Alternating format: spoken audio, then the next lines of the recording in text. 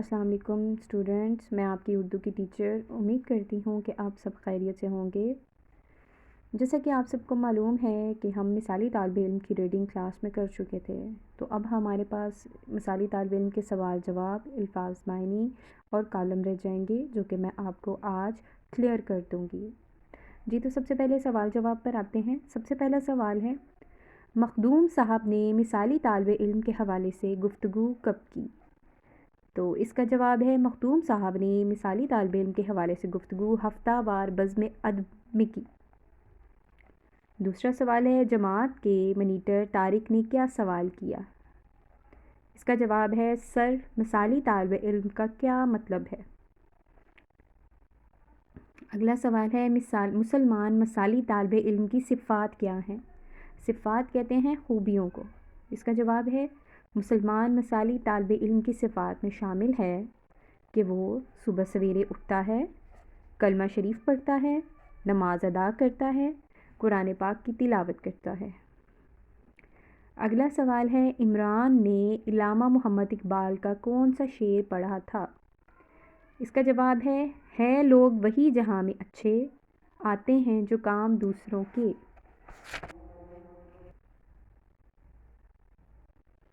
جی، تو مثالی طالب علم کا آخری سوال ہے، بچت کے حوالے سے مثالی طالب علم کا رویہ کیا ہوتا ہے؟ اس کا جواب ہے، بچت کے حوالے سے مثالی طالب علم اسراف اور فضول خرچی کو شیطانی عمل سمجھتا ہے۔ وہ فضول خرچی نہیں کرتا، بچت کا عادی ہوتا ہے، اپنے جیب خرچ سے بچت کر کے اچھی اچھی کتابیں اور قلم خریدتا ہے۔ اچھا جی، سوال جو اب ہمارے مکمل ہو چکے ہیں، اب ہم چلتے ہیں الفاظ معنی کی طرف۔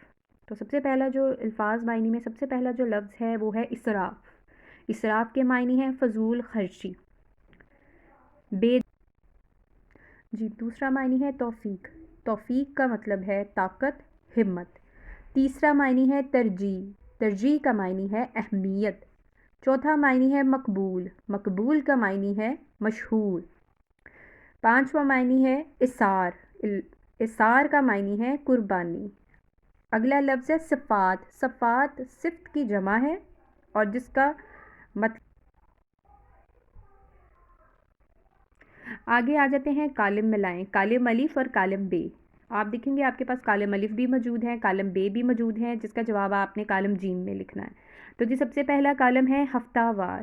ہفتہ وار کا جواب آپ کو کالم بے میں مل جائے گا، جس کا جواب ہے بزم ادب۔ اس کے بعد ہے جی مخدوم صاحب۔ مخدوم صاحب کا جواب ہے اردو کے استاد۔ تیسرا ہے مسلمان مثالی طالب علم۔ اس کے آگے آپ لکھیں گے قرآن پاک کی تلاوت۔ اگلا ہے ذہنی اور جسمانی صحت۔ اس کا جواب آئے گا جی کھیل کود۔ اس کے بعد ہے دوسروں کے کام آنا، اور یہ آئے گا کالم جیم میں بہت بڑی نیکی ہے۔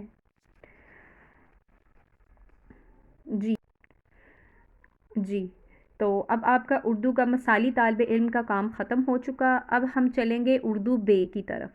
نومبر کے ہی جو کانٹینٹس ہیں اس میں ہم نے نومبر کے کام میں اردو بے کا کام بھی آپ کو بتایا ہوا ہے، جس میں سب سے پہلے جو آئے گا وہ ہے مضمون۔ مضمون ہے پابندی وقت۔ وقت کی پابندی پہ آپ نے مضمون لکھنا ہے۔ آپ لوگ اپنے الفاظ میں مضمون لکھیں، وہ زیادہ بہتر ہے۔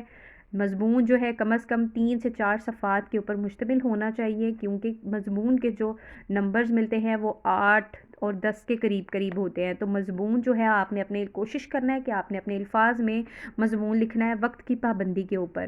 وقت کی پابندی ہم کس طرح سے کر سکتے ہیں، وقت کے پابندی کے فوائد کیا ہیں، وقت کی پابندی کے ہمیں کیا کیا اس کے جو ہیں فائدے مل سکتے ہیں، وہ سارا آپ نے پابندی وقت کے اوپر مضمون لکھنا ہے۔ اس کے بعد ہے جی خط۔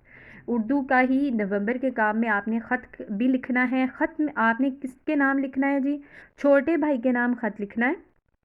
آوارگی سے بچنے اور دل لگا کر پڑھنے کی تلقین، مطلب کہ آپ بڑے بھائی ہیں یا بڑی بہن ہیں تو آپ نے اپنے چھوٹے بھائی کو خط لکھنا ہے اور آپ نے اس کو بتانا ہے کہ تمہارا وقت بہت قیمتی ہے اور تم نے اپنے وقت کا ضیاع نہیں کرنا۔ اپنے جو امتحانات ہیں ان میں اچھے نمبر لینے کے لیے تم نے آوارگی سے بچنا ہے اور دل لگا کر پڑھنا ہے۔ تو آپ نے کوشش کرنی ہے کہ خط بھی اپنے الفاظ میں لکھیں، اور اس کا آپ کو فائدہ یہ ہوگا کہ آپ جب آگے پیپرز میں مطلب جب آپ آگے پیپرز کریں گے تو آپ کی خود کی سیلف رائٹنگ بہت اچھی ہو جائے گی۔